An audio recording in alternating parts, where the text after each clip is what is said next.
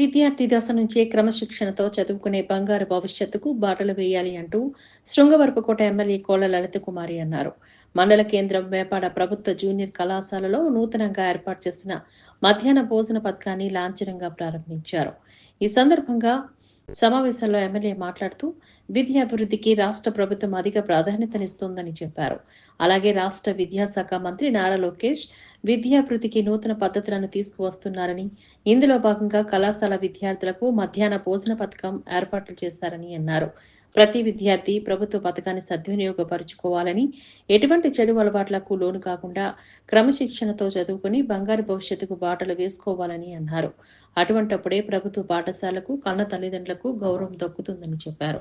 విద్యార్థులు ఈ పథకాన్ని సద్వినియోగం చేసుకుని బాగా చదువుకోవాలని పిలుపునిచ్చారు. ఈ కార్యక్రమంలోని వబ్బిన సత్యనారాయణ, కొట్యాడ రమణమూర్తి, కళాశాల ప్రిన్సిపాల్ కిలవర్తి అప్పారావు తదితరులు పాల్గొన్నారు.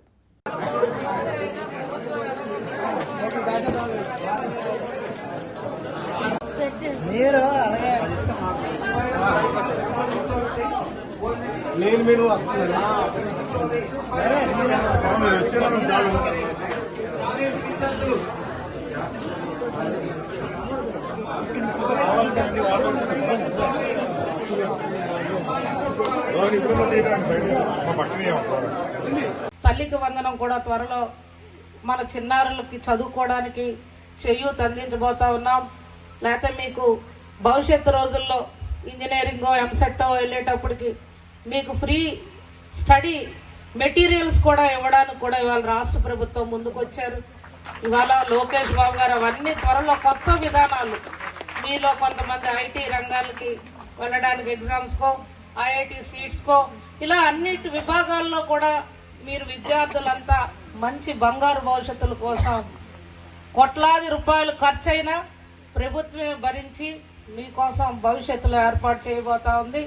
మరి వీటన్నిటినీ కూడా మీరు సద్వినియోగం చేసుకోవాలని, మరి నేను 10 నెలలు అన్నా క్యాంటీన్ అనేది ఎస్కోట్లో పెట్టాను ప్రతిపక్షంలో ఉండేటప్పుడు, మొన్న మాజీ ఎమ్మెల్యేగా ఉండేటప్పుడు.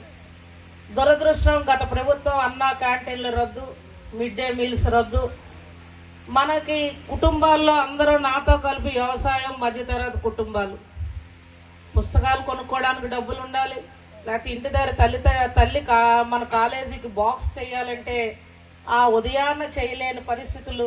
ఆ సమయంలో అన్న క్యాంటీన్ నేను 10 నెలలు నడిపినప్పుడు సుమారు రోజుకి 500 మంది పైన భోజనం పడితే సుమారు 300 మంది పిల్లలు నా కాలేజీ నుంచి వచ్చి రోజు భోంచేసేవారు ఎస్కోట. అప్పుడే నేను అనుకున్నాను, తిరిగి అన్న క్యాంటీన్ మనం ఇవాళ పిల్లలకి ఎవరు వస్తే వాళ్ళకి భోజనాలు పెట్టండి, భోజనాలు పెంచుకుందాం అని చెప్పాను తప్పితే ఎవరికి పెట్టద్దనే మాట లేదు. ఎందుకు ఆ మాట చెప్తున్నానంటే తల్లిగా నాకు తెలుసు, భోజనం తల్లి వండలేక కొన్ని ఆర్థిక ఇబ్బందుల వల్ల మీరు వచ్చేస్తారు ఖాళీ కడుపులతో ఉన్న సందర్భాలు. అందుకే ఇవాళ చంద్రబాబు గారు మన అందరి ఆలోచనకి, ఆయన ఎంత పెద్ద మనసుకి ఒక ఆలోచన ఈ మిడ్ డే మీల్సే ఆలోచించండి.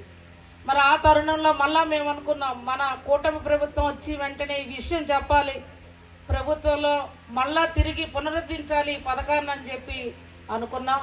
మరి ఆ పెద్ద మనసుకి చంద్రబాబు గారు, పవన్ కళ్యాణ్ గారు, లోకేష్ గారి సహకారంతో మరలా దీన్ని పునరుద్ధరించుకున్నాం. వారందరికీ కూడా మన